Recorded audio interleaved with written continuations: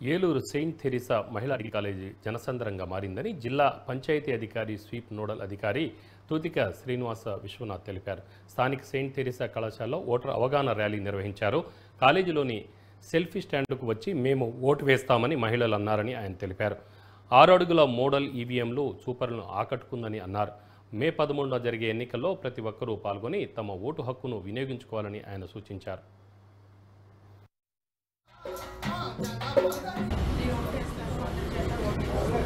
అందరి హక్కు, నేను ఓటు వేస్తాను, అందరి చేత ఓటు వేపిస్తాను. కదలి రండి, మే 13వ తారీఖున కదలి రండి, ఓటు వేయండి. అందరి హక్కు, నేను ఓటు వేస్తాను, అందరి చేత ఓటు వేపిస్తాను. కదలి రండి, మే 13వ తారీఖున కదలి రండి, ఓటు వేయండి.